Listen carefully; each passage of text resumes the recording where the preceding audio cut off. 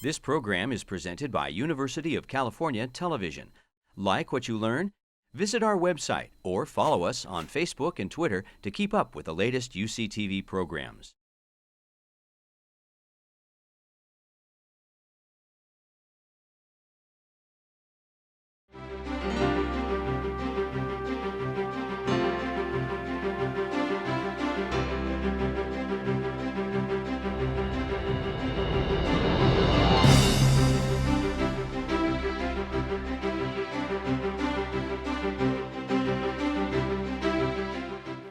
I was just thinking, seeing it a second time now, how all the ways in which Joshua Oppenheimer has reanimated the past, the way, by just unblinkingly, relentlessly attending to the present, all the details, right, that come here. And first time I thought there was no archival footage. This time I noticed that short clip from NBC towards the beginning. Right. That's about it.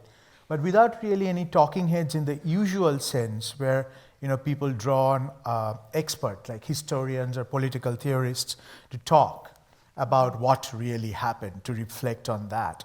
Not that, but kind of going directly to the people who are involved and who still continue to be involved in one way or another. It's a different kind of testimonial, much more fragile, much more personal, much more demonstrative. In fact, it's the opposite of that. They're going around in this landscape of silence where people that they interact with are constantly saying, no, let's not talk about the past, leave it buried. And then there's this battle over how much will be allowed to be resuscitated. And at one point, at several points, some of the perpetrators say, oh, Adi, why are you asking about this? You're going too deep. Joshua never asked about these things. But of course, Joshua is deploying these people in confrontation with one another in order to probe that deep. Yeah.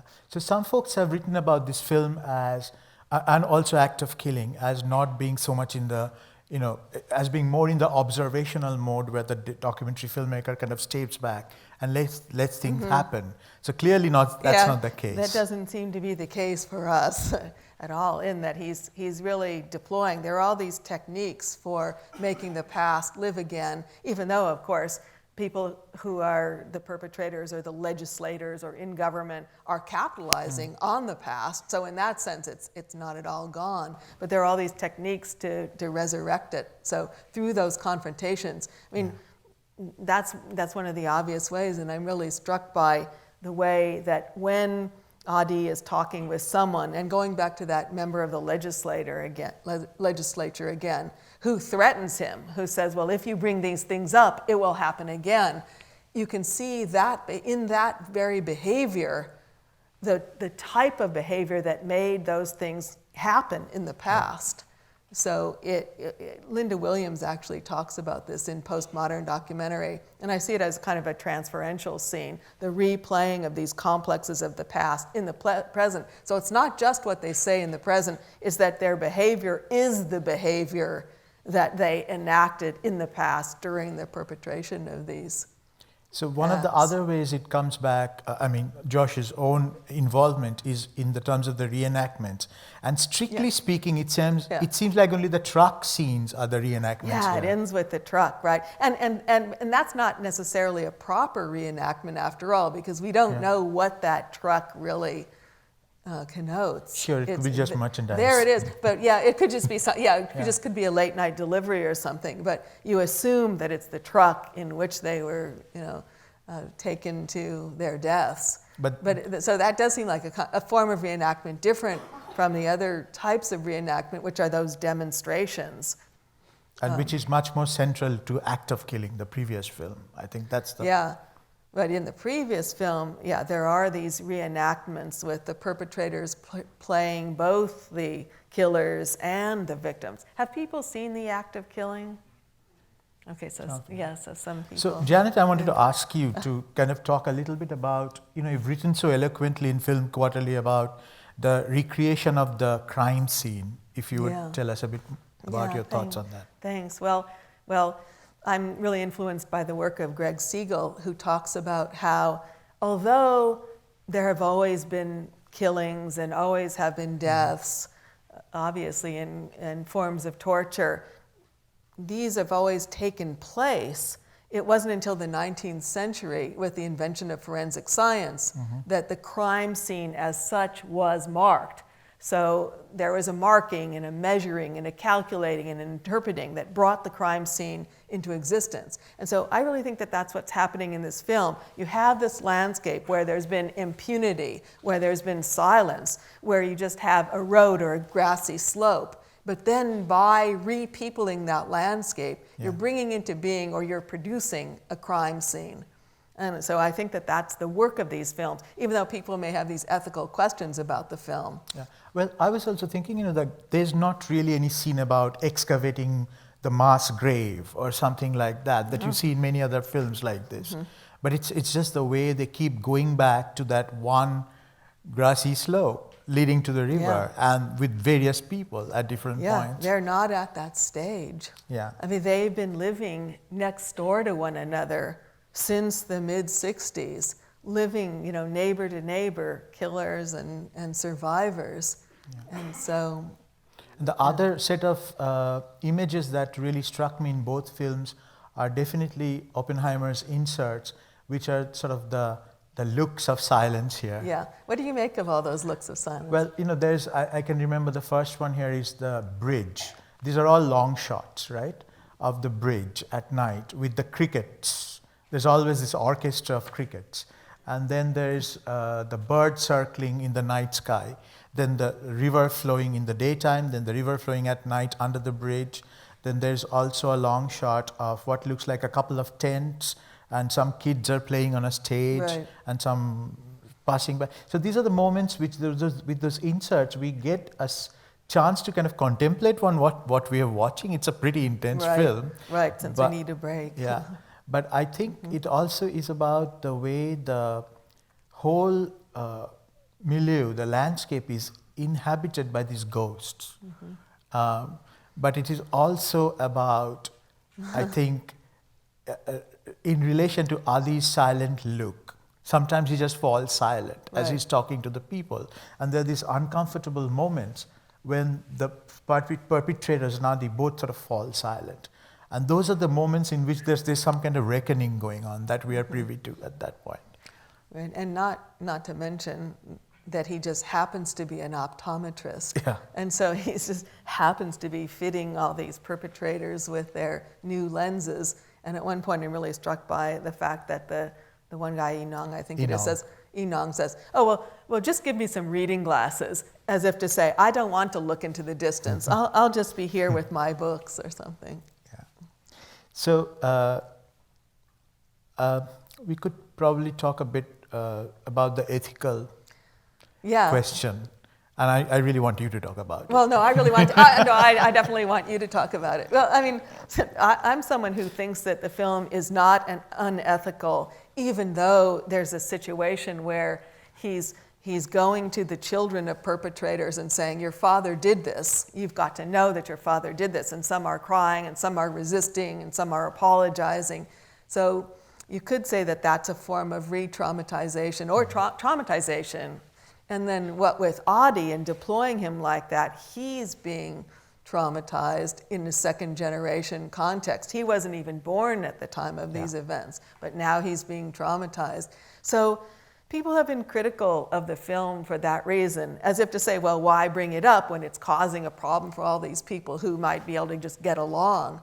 But so I think that in that case, those questions about documentary ethics aren't completely applicable, because of the purpose of this film is precisely to bring these matters up. But I think there was one passage that really bothered you.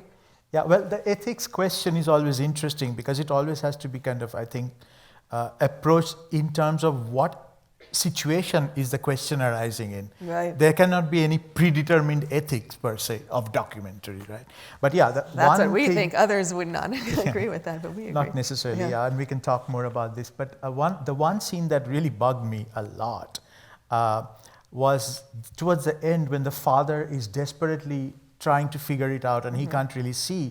And I'm thinking, why are you letting him suffer like that? Like, just give it up, just stop it. You need to intervene. Yeah, you need to rescue him from his predicament.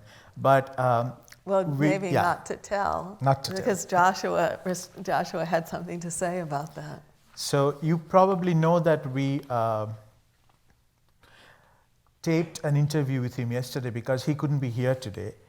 He wanted to come, but then he couldn't really make it, and so... He wanted to come virtually in this space, via Skype. And so it's about 20 minutes. It's remarkable what he has to say and the way he says it. He's just such an animated person. So we thought we'd show it and then we'd open it up because I'm sure you'll want to chime into the conversation. Hello, I'm Professor Janet Walker, and I'm here with my colleague, Professor Bhaskar Sharkar, of the Department of Film and Media Studies at the University of California, Santa Barbara.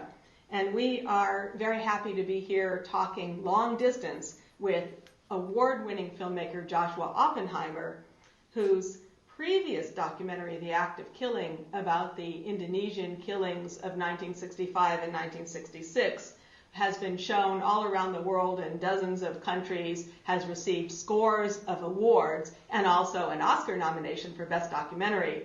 And I should also say that Joshua Oppenheimer is the recipient of a MacArthur Fellowship known as the Genius Award. The occasion of this conversation is a screening of his new film, The Look of Silence, which is a companion film to The Act of Killing, at the Pollock Theater on our campus. And this film premiered at the Venice International Film Festival, where it won a bunch of awards, and then has been screened around the world to great acclaim, and I believe just premiered in Austria, as we hear. Our Pollock Theater audience will have just seen The Look of Silence, and we are pleased and honored to be interviewing Joshua on behalf of our campus community and also members of the public who are joining us for this screening, and also for those who will watch later online. So welcome, Joshua. Thank you so much. We'd like to begin by asking you how you started out, both as a documentary filmmaker and then importantly with your work in Indonesia. Well, I first began, I first went to university to study theoretical physics and cosmology because I was interested in what are we and what is consciousness. And I was interested how in quantum mechanics, consciousness, the act of observing something, is part of the thing that you affects and changes that which you observe. And it was a boring time in physics when they were pushing everybody into engineering, because it was before this Hubble Space Telescope was sending back images, and before there was string theory, and before the big particle accelerators were up and running. So it was a kind of tedious time, at least that's how it seemed to me. And so I started, and I realized that these questions I was interested in were really metaphysical, they were philosophical. And then I sort of switched into philosophy, and then started to realize that that these questions, I think, really can only be known through experience. And somehow, in a circuitous way, seized upon filmmaking and nonfiction filmmaking in particular as a life practice that could make this exploration that which I do with my whole life. So I came to film always interested in this kind of interface between fiction and nonfiction, and ultimately through the work of Jean Rouch started to explore how the nonfiction camera could be used to make visible the fantasies, the fictions that make us, through which we know ourselves, and that strange gap between the different fantasies and fictions. And you know, when you film anybody, they start performing, they start acting out these idealized images of themselves, and you can witness the moment where the mask goes on and off, and there's a gap there, the gap between the mask. And I don't want to say the real self, because our real self is also through the masks we wear, but maybe the gap is as much part of the self as the mask. Mm-hmm. And it's something, but it is somehow identified with the authentic in film, because through that gap and the choreography of that gap, we can understand how the mask functions, what it does in a person's life, what they're trying to compensate for. Anyways, with these thoughts in mind, I first was asked to go to Indonesia in 2001 to to teach a group of plantation workers how to make a film in which they would document their own struggle to organize a union in the aftermath of the Suharto dictatorship, under which unions had been illegal. And when I arrived there, I was sent to a Belgian-owned oil palm plantation in a remote part of the country where foreigners would never visit, and found that the women workers on this plantation were dying in their 40s of liver disease. And we traced it to one herbicide that they were being forced to spray. And one of the first things they did as a union was to ask the company for protective clothing. The company's response was to hire a paramilitary group called Pancasila Youth, which is at the center of my first film, The Act of Killing, to threaten and attack the workers, who dropped their demands immediately, saying, our parents and our grandparents were killed as part of a mass killing here in 1965 simply because they were members of the National Plantation Workers Union and therefore were seen as likely opponents of the new dictatorship and were afraid this could happen to them again. At which point, I understood what was killing my friends was not just poison, but also fear. And what was keeping everything produced in Indonesia cheap for the Western consumer, from oil palm oil to clothing from sweatshops to electronics from electronic factories, so essentially maquiladoras, but in Indonesia. What was keeping all this stuff cheap is fear. And we're consumers of that fear. So when the perpetrators said, and these thugs hired by the company, I realized, in a way, indirectly, whether I like it or not, are working for me. So when the survivors said, come back and why don't you make a film now about why we're still afraid, something too sensitive for us to do ourselves, I felt I had no choice but to say yes. And I went back and in early 2003 first met Ramli's family, Adi's family, the family at the center of The Look of Silence.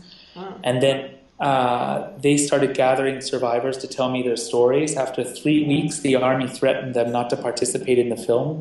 And the survivors, and then ultimately the whole Indonesian human rights community, encouraged me to film the perpetrators. Something I was afraid to do, but when I overcame that fear and approached them, found they were boastful. I spent the next 7 years filming the perpetrators. Adi, the main character in The Look of Silence, would watch everything I had time to film. Everything I had time to show him. And after editing the act, that led, of course, to The Act of Killing. And after editing The Act of Killing, I returned before it had its first screening, at which point I knew I couldn't safely return to Indonesia at all to shoot The Look of Silence with Adi and his family.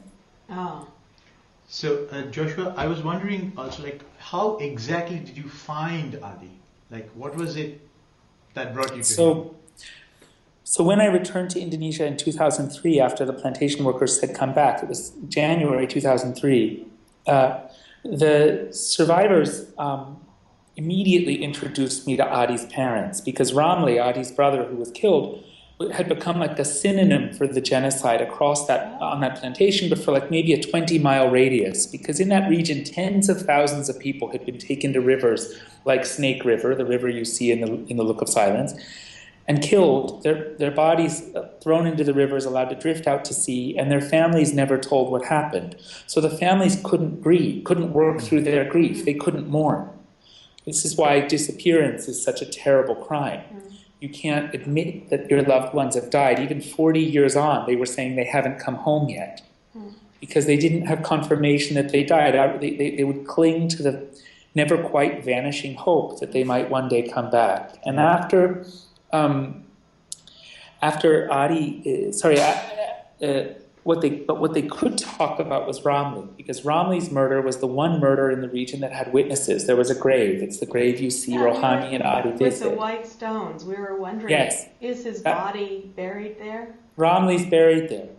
Yeah, he was, and it can be, I don't think anyone's disturbed by it, but it is confusing in the sense that we hear the story at Snake River, so we maybe naturally assume he was killed at Snake River. But he was actually killed, he was running away on the way to Snake River and was ultimately dumped in the plantation. And so people could talk about Ramli's murder was incontrovertible. And so people would talk about Ramli as a way of giving expression to some of the grief that they couldn't talk about in their own lives. And slowly he became a synonym for the killings. I fell in love with Rohani, Adi's mother, right away. And she wanted me to meet Adi, thinking of him as a veritable replacement for Romley, Yeah, saying that's what to she says in understand the what film. It seems a miracle. to understand what I've lost, she said, you must meet him. He looks like Romley, talks like Romley, acts like Romley. Wow. Called him to the village. Here was this young man who had heard the government, who knew from school the government propaganda celebrating the killings. There was a government propaganda film that you see in the so-called director's cut of the act of killing. If you have only seen the U.S. theatrical cut on Netflix, you can find the director's cut. That was the theatrical cut everywhere else in the world. But in the act of killing, you see there was this government propaganda film that basically graphically depicted the history lesson you see Adi's son learning in The Look of Silence. Right. Adi learned that it came out when Adi was 13. But and Adi felt it must be a lie, because at home his mother would repeat, as he put it, morning, noon, and night, the story of Romley's murder. But he had no idea what happened beyond that. He didn't know that every child he played with in the village had lost 1, 2, 3, 5 people. No family had lost fewer than one immediate members in that. Everyone had lost at least someone, because no one would talk about it. So he latched onto my filmmaking to understand what had happened to his family, what had happened to his village, what had happened to his country. And he really took the lead in first gathering survivors to talk to me, and then encouraging me to film the perpetrators. That answers the question, because we were really wondering whether he had already been involved in these investigations before meeting you, or whether it really was the film that he's not inspired. credited as anonymous. He's not at all involved with the production of the act of killing, and he's not the person credited as anonymous here. He's obviously not anonymous, but he was a very important fellow traveler for me from the very beginning. How did you develop this kind of deep trust, with the perpetrators? They seem to really trust you. I think that Or did at one time. Yeah, I actually think that I think that to some extent it's illusory. I think in The Look of Silence. I mean, Anwar Congo really not just trusts me, but cares for me. And still today, Anwar and I are very close. But all of course, perpetrators in The Look of Silence feel betrayed and hate me, and all of the important politicians in the act of killing also hate me. I think it feels very intimate, the confrontations in The Look of Silence, because of the eye tests. And one other thing. First of all, the perpetrators know that I have made a film with Anwar. And not just Anwar, but the vice president, the national leader of the paramilitary movement, the governor. And that was newsworthy. I mean, you remember that in the act of killing, Indonesian state television produced a talk show celebrating the film while we were shooting it. So everyone in the region knew thought of me as close to the most powerful men in the country. And I returned in 2012 to shoot The Look of Silence before the act of killing had its first screenings. So when I arrived, Adi said, I must confront the men who killed my brother. I've spent 7 years filming them, seeing the footage of them. It's changed me. I need to meet them. And I said immediately, absolutely not. It's too dangerous. Adi then took a camera out that I'd given him and one tape and said, I'm sorry, I never sent you this tape. He was sending me tapes that he thought might inspire the making of the second film, which I knew I would make all the way back from 2003. When I began, I knew there would be 2 films. He sent me this, he took this tape and he said, I never sent this to you because it's personal, and he played it for me and immediately started to cry and showed me the one scene in the film that he shot. And that's the scene with his father crawling through the house at the end, calling help. That does stand out. Yeah, and he said, you see, this was the first day my father couldn't remember anyone in the family. We were all together for the end of Ramadan. And I brought the camera, honestly, just to make a home video. But my dad was confused, lost, raving all day, and we couldn't comfort him. The only way we could comfort him was to go up and put our arm the only way we could even get his attention was to touch him, because he was nearly blind and nearly deaf, and he would shriek with fear, and they would back off. And the rest of the family would go in the other room, but Adi couldn't bear just hearing his dad crying, and he also was worried his dad would fall or hit something, so he stayed with him. And he was holding the camera because he didn't want the kids to break it. But he couldn't bear just having his father crawling around in front of him and doing nothing, so he started to film. And he said, the moment I started to film, I realized I was documenting the day that it became too late for my father to heal. because he's forgotten the son whose murder destroyed our family's life, but he hasn't forgotten the fear. And now he'll never forget the fear, work through the fear, because he can't remember what happened. And he'll, like millions of survivors, he'll die in a prison of fear, and I don't want this to happen to my children. I don't want my children to inherit this prison of fear from my father and from me and from my mother. And I think I owe it to my children as a parent to try to reach out to the perpetrators who we live amongst, to see if they will welcome this as a chance to be forgiven by one of their victims' families, to stop this frantic boasting, which Adi always thought was defensive, and to make peace with their neighbors. And I was very moved. My Indonesian crew, and finally I'm going to answer your question about the intimacy, said, look, they think you're close to the most powerful man in the country because no one's seen the act of killing yet. So they won't dare detain you, let alone physically attack you. They'll welcome you. And that's why they're welcoming us. But I didn't know them well. Apart from the last family, with the widow and the two sons, whom I'd spent 3 months with, everyone else in the film I just filmed 1, 2, 3, 5 days, 7 years earlier. The intimacy is established because I realized that they knew me, and they would be nice to me because they thought I was close to their commanders. But they didn't know Adi. And I would come and I'd introduce Adi. I'd say Adi is a friend of mine who has his own personal relationship to the killings. You may have different views. Try to listen to one another, because I was hopeful that there would be this. I hoped there would be this reconciliation, even though I doubted it would happen. I thought that we would be filming failure after failure, which is indeed what happened. But I realized that at least Adi could establish rapport with them if he would test their eyes. I knew that he was looking for old. He just happened to be an optometrist? He's an optometrist, and midway through shooting the act of killing, he started seeking out old people to test their eyes in order to ask questions about what happened in 1965. And I filmed, that's what you see at the beginning with the old woman. And I saw that he would develop, even if even if they felt that he was asking questions that were too deep and it was tense, it was still intimate. So I realized Adi, the eye test would establish this intimacy, which is, I think, what you were feeling. And I also had told Adi, I said, Adi, maybe we can do this safely, but I have to warn you, I don't think we'll get the apology you're hoping for. I think you looking at them as a human being, which is what he would be doing when he says, I can forgive you, won't make it easier for them. It'll make it harder, because they'll be forced, they will be forced to, you looking at them as a human being will make it harder, because they'll be forced to return your humanizing gaze and see you as a human, Romley as a human, all of their victims as humans. And that will undermine all the lies they've told themselves justifying what they've done.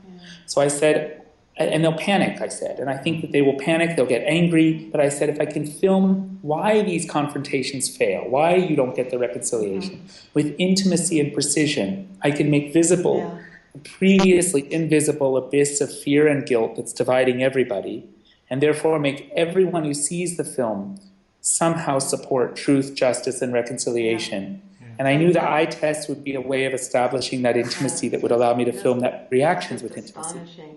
So that introducing people to one another is one of the main things that you do to change that landscape. But then the other thing that's so striking about the film is that you have filmed these demonstrations by the perpetrators of their acts right on site. So unlike Holocaust films, which generally, not always, and it's starting to change, but historically, Holocaust survivors have been filmed in the United States or Israel, away from the camps and away from Europe, whereas you bring people to the very spots where these acts of killing took place. And so that's the other thing that's so striking about the film. It's really Suppose Shoah does that as well. Oh yeah, Shoah does. It's this kind of, it begins with Simon Shrebnik. Yes, of course. But I'm just wondering, that filming in place and that creation, how did it come to you to do the filming and to have Enong and the other perpetrator demonstrate their acts right on the spot on the bank of the river? Well, the perpetrators would offer to take me to the places to show me what they'd done. But I also thought, I think that just as later with Anwar, when Anwar Congo in the act of killing danced on the roof, I felt his pain was there.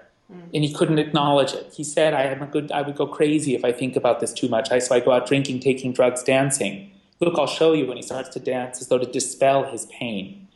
And I think it crystallized for me there that actually the boasting is defensive. It's a way of dispelling pain that comes up, that's haunting them all the time. And it, just as I would then respond to that by showing Anwar the footage to see if he could recognize the horror of what he's talking, the moral meaning of what he's done, the horror that's tailing him, if you like, in the mirror of the footage, I think I wanted to challenge the boasting to see to see how they would respond to being at the location. And when they were at the location, they would actually become more defensive, predictably, and boast all the more. And say, get over here, film us from this angle. I felt, of course, that because they were trying to banish, in a way, the ghosts through their boastful way of talking. That's a front door. Because they were trying to banish the ghosts through their way of talking, I felt that, I felt that they, because they were trying to, I felt the absence of the ghosts in their account, but I felt them all around me.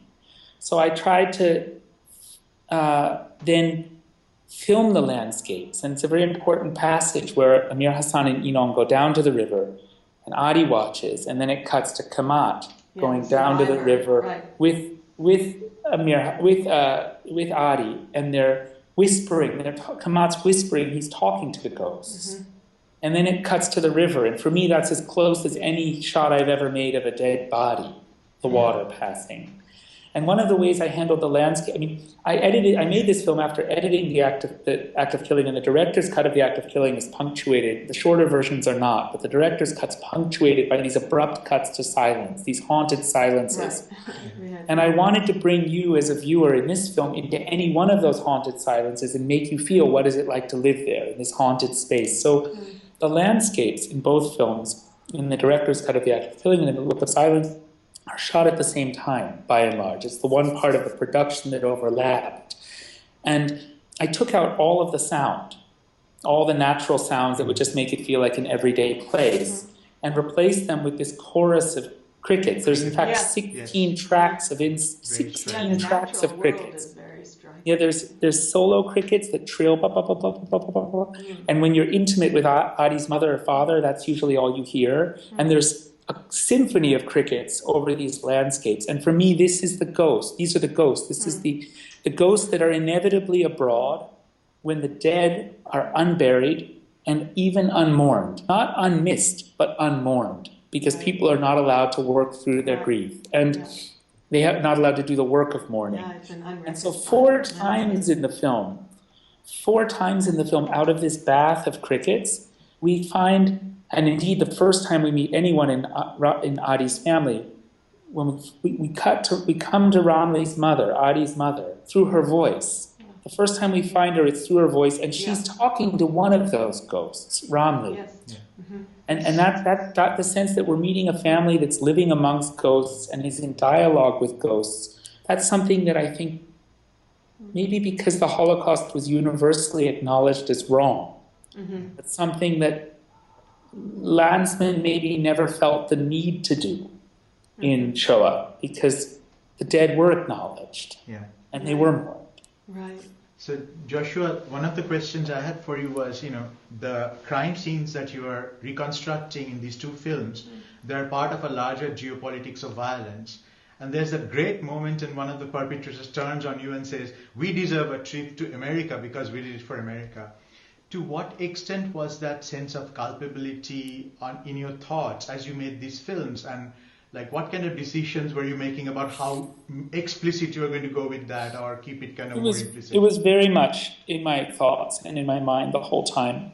I was, in fact, I worked my way up the chain of command from this plantation village where I began this work to retired army generals living outside of Jakarta, but also to retired State Department officials and CIA officers who helped engineer the killings. One of them boasted about providing lists of 5,000 names of Indonesian public figures, teachers, journalists, doctors, women's rights activists, giving them to the army and saying, check off the names because these are likely opponents of the new order you're establishing. Check off the names as you kill these people and give the list back to us when you're done. This was in my head the whole time, but I couldn't find a way of telling that story in these two films without making a historical film. And also it's unclear, and these films are very, very rigorously about the moment in which they're being filmed. Right. And of course, I could have the moment of boasting for the perpetrators, but the American perpetrators, but they're living in another reality, in another place. They have no interaction with the space I'm working. In fact, Janet, you've talked about the way I've worked on like establishing a crime scene. Right. Producing. They would be part of the crime, but they're not part of that scene. Not part of that scene. It would So be more like the fog of war or something. In the act of killing, I really tried very hard to make America, it says right at the beginning that the United States supported the killings. Right. It's right in the opening. It doesn't say it in the opening in The Look of Silence because you find it out in a very direct way through the passage you described later. But I try to make America a character that haunts the whole act of killing, not just in the Hollywood movies, but also in the shopping malls and the world of television. What Herman is practicing his political speeches by imitating Obama. And in The Look of Silence, there is this moment you refer to. There's also another very, very important moment when we learn that Goodyear, in an American television broadcast, Goodyear. NBC speaks admiringly, really, of Goodyear for using slaves drawn from death camps to harvest the latex that goes into our tires and in our condoms. This should give us pause and make us wonder to what extent is ideological anti-communism, or for that matter today, ideological or anti-terrorism, the real reason for U.S. foreign policy, and to what extent is that a ruse, an excuse for murderous, at times murderous corporate plunder. Yeah, your concision there is remarkable. Instead of going down the rabbit hole of explicating everything intricately, I mean, it's just to haunt have a you. way of saying it in such shorthand but powerful aspects of the work. Yeah. So, would you like to add? We're wondering if you had anything to add that you felt we. Well, since on that note, I'll add one thing only because it ties in directly. This is a movie not just about Indonesian history; it's about American history. This genocide is in part the work of the United States, but the details. And the U.S. committed similar crimes across the global South dozens of times.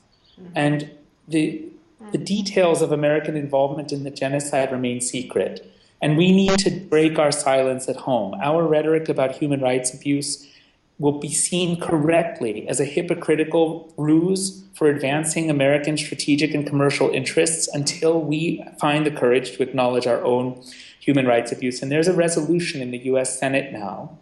After Senator Tom Udall from New Mexico saw both films, he introduced a resolution demanding that the United States declassify all of the documents revealing really what we did in terms of how much money, how many weapons, what kind of training, how involved were we in masterminding the events that would trigger the genocide. And you can support the passage of this resolution by going to thelookofsilence.com/participate and sign a petition urging your senators to sign the to sponsor the resolution. Right. Thank you so much for your work, and thank you for talking with us and our Pollock Theater audience today. And we hope to welcome you sometime very soon in person. In person. I hope so. Thank you so much. Thank you. Thanks. Bye-bye. Bye. Bye. I had a question about how some of the perpetrators are talking about drinking the blood and in some way making them not crazy or something like that. Is this anything that he mentioned in the interview or anything that you guys can speak on? Was it a throwback to an earlier cultural tradition there or something? We assume that it's a way of sacralizing what it is they do in order to be able to continue under what's obviously really trying psychological circumstances at the moment. And in the act of killing, there's a guy who does this kind of drag of some kind of a sorceress or witch and comes and drinks the blood, like in a very performative way. it may be that, going to that ritual aspect makes it kind of efficacious in a traditional sense, and that gives it a certain kind of rooting or mooring that helps them deal with it. First of all, thank you so much for this talk. I loved Active Killing, and this is obviously my first time seeing this film, and it's equally beautiful. I like that you pointed out the sort of the metaphor of the glasses, and it's interesting that Joshua seems like almost like, I don't know if he's aware that he's producing this, because for him it's like this way of producing intimacy and getting Ari with the interview subjects. But another metaphor I'm kind of struck by, and I'm sort of wondering what your thoughts are the little jumping beans that sort of run through, and it seems like there's a similar something going on with those. So I'm just wondering what your thoughts are. Good question. Yeah, Chrysalis? they're chrysalises. Yeah. So butterflies will be emerging from those, and then they're early on in the film. You see them. You don't quite know what to make, and then later on, the mother is holding those, and it's, I think it's great that they're not explained in the film. So I don't want to over-explain, but since you're really asking about it, you get the impression that there is a lot still to be said. And they have not gone through any kind of truth and reconciliation process, and they're still living right there. So they're not only returning to a site and filming where things took place, but they're still there after all those years. So one assumes that there's more to emerge. And that's how I read it, but I realize, of course, it's open to multiple readings. Yeah, I'm glad you brought that up, because it's another one of those times when he is so great about not inserting some kind of explanatory graphic or title or voiceover or whatever, but just leaving you to think your thoughts about it. I have to confess, the first time I saw it, I thought it was coffee beans. This is how we experience Indonesia in our daily lives, right? Nike shoes and coffee. Yeah. And that's one of his points, I think, in thinking about how we are all complicit in what has gone on and what keeps on going on. Yeah, I was a little bit confused about the timeline. When he's doing the reenactment with the two men who actually kill Romley, that must have been filmed much earlier, because those guys are dead by the time he films the widow and the two sons. So he was there in the early 2000s, and he did that filming in 2003. And then that was when he was filming a number of other perpetrators, and they were boastful, and they were very open to talking with him. And one of the reasons why he didn't film survivors, or didn't film as many survivors, is that it was still a great risk for them to be speaking. And so they kept kind of ushering him over toward the perpetrators. So those interviews were done in 2003. Then came the work on the act of killing, which, for those of you who haven't seen it, involves him deploying these perpetrators and having them act out the very killings that they did in apartments where they took place, on a sound stage at a studio. So he works with these perpetrators. So then all these years go by, and then finally he goes back in 2012, and that's when he films with Adi again. And by then the one guy, Amir Hassan, has passed away, and we're left with the widow. But the other guy, Inong, is still there. He's the one who gets angry, really angry. And says, give me the reading, just make some reading glasses. That's Inong. Okay, so the follow-up question is, do you think the widow really didn't know of the existence of that book? I mean, if he had filmed it in 2003 when he was still alive and he's showing it openly, we know. He shows the widow the footage. We know she's standing there in the shot when he's showing the book. So it is interesting because then she says, either I never knew about this, or I don't remember, but we know that she had known at a certain point in time, but of course it just shows you the work of forgetting, or these convenient amnesias that take place. I was curious about the emphasis on the father's body in this film, because it starts with the long sequence of, the mother actually taking. Yeah, and I understand in Act of Killing, so much of the reenactment is about embodied tics, and you kind of watch the twitching of the body of the male perpetrators who are now older. So there's a lot of the father's body in many ways throughout the films. But here there seems to be a kind of a different kind of emphasis, and I don't know if I've quite, seeing it on a larger screen, it made it more. So can you talk a little bit about that? The way I saw it, it's about someone with dementia or Alzheimer's who's lost memory. So it's about someone with a lack of memory in a way, right? So I mean, that's sort of what you have to get over. Otherwise, you get to that kind of stage of emaciated, like a body politic. I'm thinking like that right now. Yeah, and it's several other things. It's about the urgency, I think, of bringing these crimes to the fore before it's too late or before they're completely forgotten. And so I think that it does. There are some of the most difficult scenes of the film, oddly, since it's a guy, his body, and dementia, but yet it really brings to the fore the frailty of memory and the need to articulate what really went on. And then just in terms of the comfortableness with the body, there's that moment when the wife throws a cloth onto the lap of her husband as he's naked and pulling himself up into the wheelchair. And it's really one of the few moments when there is a kind of consciousness of being filmed. I think the other moment is the hysterical laughter of the little girl who seems to be so aware of the camera in that moment. So maybe that family scene works on so many different levels.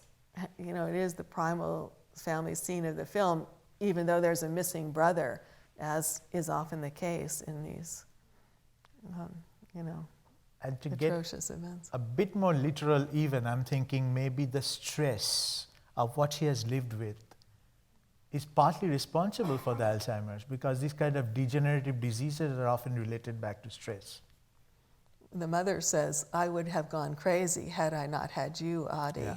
I prayed for you." Yeah. Okay. I haven't seen the act of killing, but I was curious as to what drew Josh to the topic, and also how Errol Morris and Werner Herzog got involved. Yeah. Well, actually, if you do watch the beginning of this interview, our first question, which you don't see in what we played for you, was, well, how did you get involved in filmmaking, and how did you get involved in Indonesia? And so then he begins and he says, well, I was a physics major. And then he just talks about...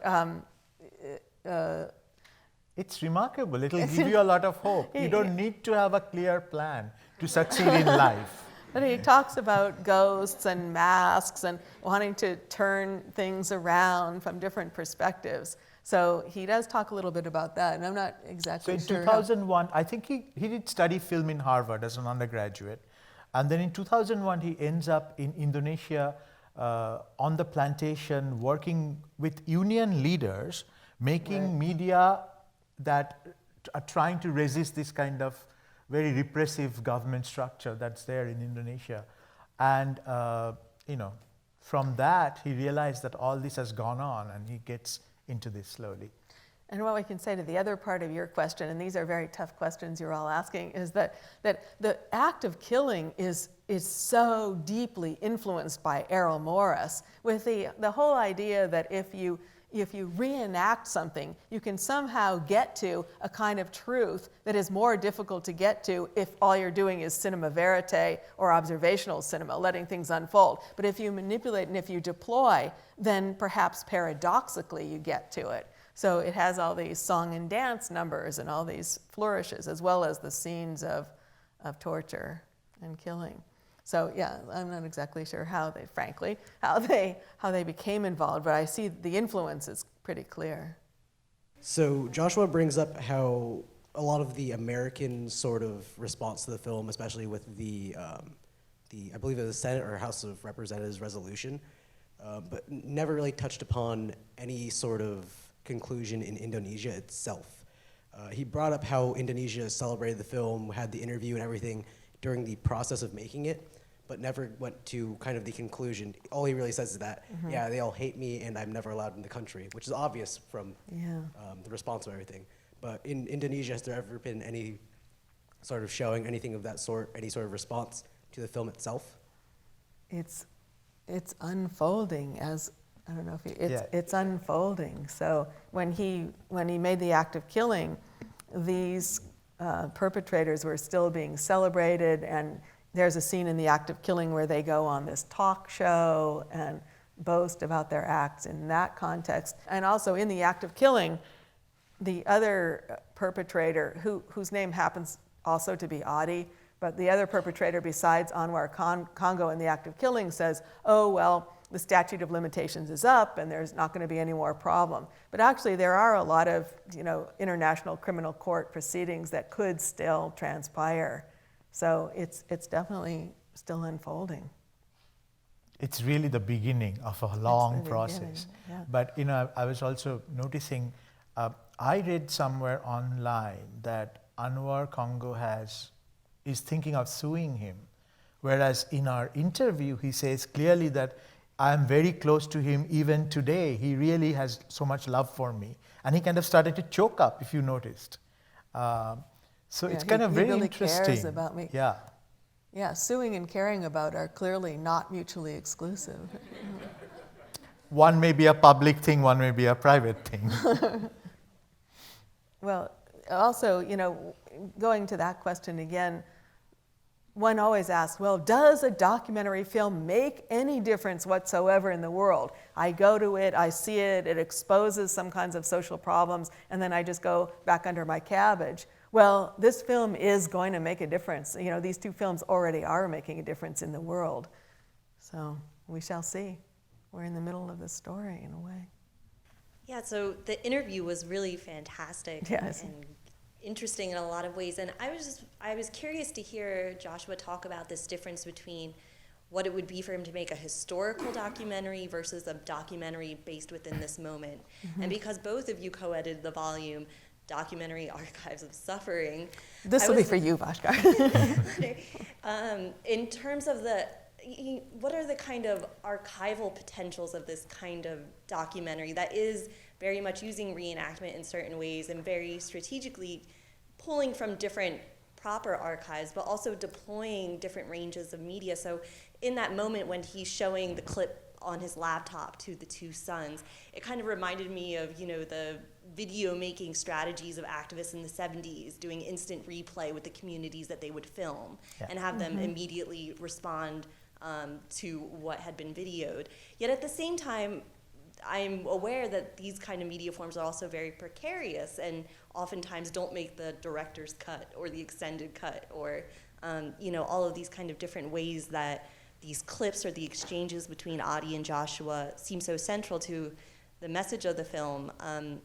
I don't know if this is even a coherent question, but there seems to be an archival question there, and I was just wondering if you could comment on it. I think the first point about this not being a historical film, I think that's where he's referring to historical films as a certain kind of stable genre. Like they have their, like we were talking a little bit ago about how there is not really much footage of the usual kind of archival footage, or the talking heads where the historian or the political scientist comes and presents the expert knowledge, right? But it's more ground up, and that, of course, is another approach to history, or history shot through with memory, however you want to put it. So it's not the historical film in the top-down way.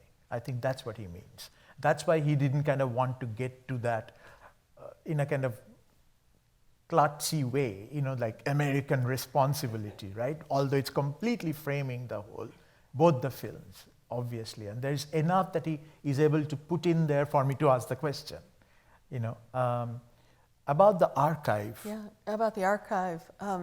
Right now there's a conference going on in the South, and I think it's in Missouri. And I know that a number of people who are Shoah scholars are convening, such as Noah Schenker and Dr. Regina Longo, are going to talk. And one of the things that they're talking about are the outtakes of Shoah, which I think it was, what was it, something like 300 hours of outtakes. Is that what Regina has taught us? And so the film itself is 9.5 hours, but there are a number of interviews within that film.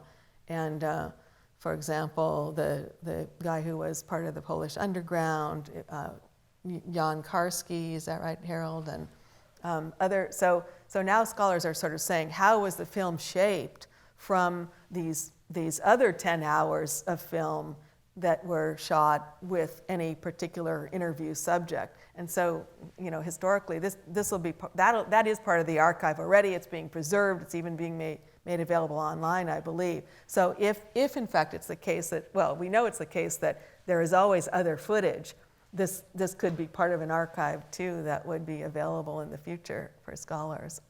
I'm not sure exactly how that relates to your question about collectivity, but at least addressing the archival aspect. It's funny, one of the biggest fights we had while we were doing that book was about the archive. I mean, what is the archive? And for Janet, she told me, come on, not everything is part of the archive. I'm like, no, it is. And then I slowly realized we are saying the same thing, just coming from it from two different angles. Is that potentially I'm saying everything could be an archive if it's made into an archival thing, whereas she's saying just because it's out there doesn't mean it's an archive unless it's framed as being part of the archive. It's mobilized as some archival material. Kind of related to both Rachel's and Vishnu's question, it seems that to me, in the absence of the talking heads or the dead body in this film, the living body, in a sense, becomes an archive. And I wonder about that, the father figure, whether his body kind of serves as an archive of suffering that can that's stand in great, contrast to the reenactments that are also a living archive of what's happened in the past. Thank you all for such great questions and comments, and for living this experience together. Yeah, thank you.